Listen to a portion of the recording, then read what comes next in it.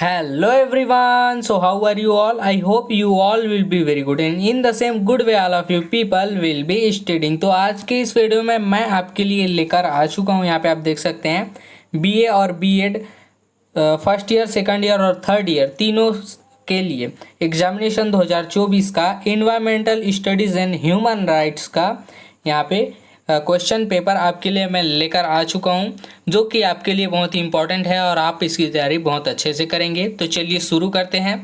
तो यहाँ पे आप देख सकते हैं फर्स्ट दिया हुआ है निम्नलिखित में से किन्हीं 5 पर टिप्पणियाँ आपको लिखनी है।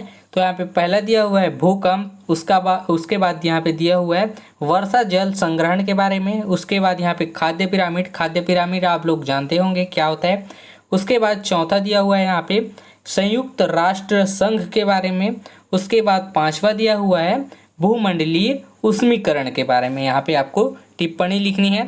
साथ ही उसके बाद दिया हुआ है यहाँ पे बाल अधिकार सम्मेलन 1989। उसके बाद यहाँ पे भारत का जैव भौगोलिक वर्गीकरण के बारे में।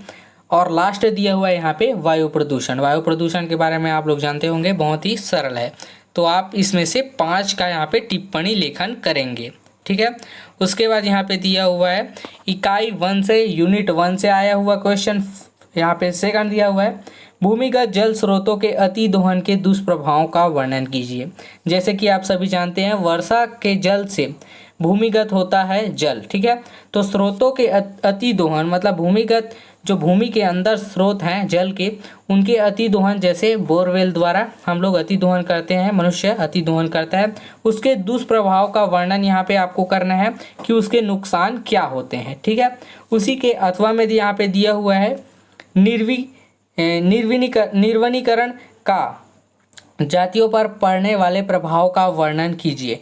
निर्वनीकरण का यहाँ से सीधा संबंध है वनों का नष्ट करना, मतलब वनों को नष्ट करना, उसका विनाश करना, जो कि एक मानव जाति द्वारा बहुत ही ज़्यादा पड़ने वाला प्रभाव है। यहाँ पे आप देख सकते हैं। तो यहाँ पे जनजातियों पर क्या प्रभाव पड़ता है उसके आपको वर्णन यहाँ पे करने हैं। तो प्रभाव बहुत से होते हैं, आप लोग जानते होंगे, और इसके प्रभाव को आप अच्छे से लिखेंगे इसमें, ठीक है। उसके बाद यूनिट 2 से आया हुआ क्वेश्चन 3 पारिस्थितिक अनुक्रमण क्या है, विस्तार से समझाइए। आप लोग जानते होंगे पारिस्थितिक अनुक्रमण, इसके बारे में आप अच्छे से पढ़ लेंगे, उसको आपको सविस्तार समझाना है, ठीक है। उसके बाद यहाँ पे दिया हुआ है अथवा में दिया हुआ है जैव विविधता के खतरों पर एक निबंध लिखिए। जैव विविधता आप जानते होंगे, कक्षा 10वीं से आप पढ़ते आ रहे होंगे जैव विविधता के बारे में। जैव विविधता वह कहलाता है जैसे कि जीवों में अंतर, यहाँ पे जैव विविधता से सीधा असर यहाँ पे है, ठीक है। तो उनके खतरों पर एक निबंध आपको लेखन यहाँ पे करना है। तो निबंध लेखन की तैयारी आप अच्छे से कर लेंगे भाई। उसके बाद यहाँ पे यूनिट 3 से आया हुआ क्वेश्चन चौथा प्रदूषण की रोकथाम में मानव की भूमिका को समझाइए। देखिए, तो पहला तो बात यह है कि प्रदूषण के कारण ही मानव है, ठीक है। मानव ही समस्त यहाँ पे जो पृथ्वी है उसमें प्रदूषण करता है, और साथ ही साथ आपको यहाँ पे उल्टा लिखना है प्रदूषण के रोकथाम में मानव की क्या भूमिका है को समझाना है यहाँ पे। मतलब प्रदूषण की रोकथाम के लिए मानव किस प्रकार से जो कि यूज़फुल है आपको यहाँ पे समझाना है, उसकी भूमिका को यहाँ पे वर्णित करना है। उसके बाद अथवा में दिया हुआ है उसी के जलवायु परिवर्तन के कारकों एवं प्रभावों का वर्णन कीजिए। देखिए, जलवायु परिवर्तन हर जगह का एक अलग जलवायु होता है, और जलवायु परिवर्तन के कारण बहुत से नुकसान और इसके कुछ फ़ायदे भी होते हैं। तो वे कौन से कारक हैं जिनके कारण जलवायु परिवर्तन होता है, ये सभी कारकों के प्रभाव का वर्णन यहाँ पे करना है। प्रभाव क्या होते हैं, उससे नुकसान क्या होते हैं, उसके फायदे क्या होते हैं, यहाँ पे आपको बताना है, ठीक है।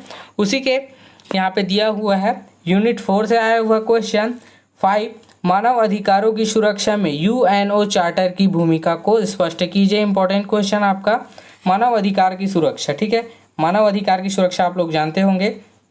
तो यूएनओ चार्टर की यहाँ पे क्या भूमिका है उसको आपको स्पष्ट करना है, ठीक है। उसके बाद अथवा में दिया हुआ है उसी के यहाँ पे आप देख सकते हैं मानव अधिकार की अवधारणा को विस्तार से समझाइए।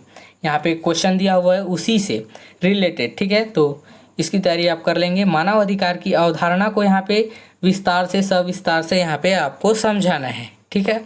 अब आपका लास्ट यूनिट 5 से आया हुआ क्वेश्चन 6, भारत में मानव अधिकारों के क्रियान्वयन पर एक निबंध आपको लिखना है। भारत के मानव अधिकार आयोग का भी गठन हुआ है, तो इसमें मानव अधिकारों से सीधा संबंध है, जो कि मानव के अधिकारों के लिए यहाँ पे कार्य करता है, ठीक है। तो उनके क्रियान्वयन पर एक निबंध आपको लिखना है। उसके अथवा में दिया हुआ है आपका लास्ट क्वेश्चन, राष्ट्रीय मानव अधिकार आयोग के महत्व पर एक विस्तृत लेख लिखिए।